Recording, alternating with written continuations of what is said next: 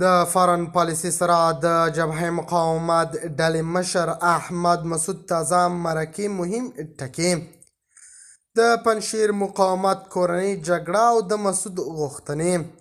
احمد مسعود تازه له طالبانو غوښتنې کړې دي او ویلي دي چې له جګړې هیڅ هم نه جوړیږي.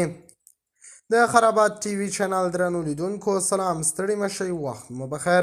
هیله لرم چې جوړ او روغ به یې. په سر کې یادونه کوم که خرابات ټي وي چینل مو نه وي سبسکرایب کړی، په درنښت سره خرابات ټي وي چینل سبسکرایب کړئ.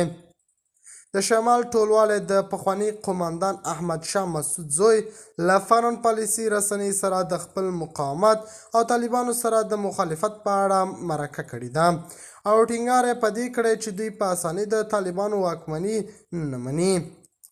احمد مسعود ویلي دي چې د جګړې پلان نه لري او که چیرې جګړه پیل کړي نو دا به کورنۍ جګړه نه وي او د نوموړي په وینا چې جګړه به پرې تپل شوې وي.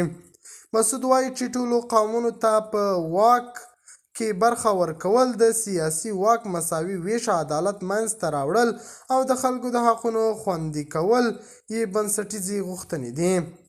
احمد مسعود ویلي دي چې که طالبان یې غوښتنې ومني او د دوی د غوښتنو اړوند حکومت جوړ کړي نو جګړه به نه کوي او همدا ډول د نورو بیا د لپاره سیاست څخه لاس هم اخلي.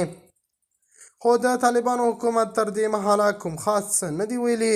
دومره یې ویلي دي چې مونږه حکومت جوړ کړی دی او یو ټول شموله حکومت په افغانستان کې فعلا موجود دی.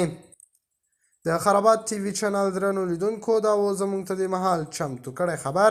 د نورو تازه خبرونو لپاره خرابات ټي وي چینل په درنښت سره سبسکرایب کړئ. الله په امان، تر بیا، خیر چارې.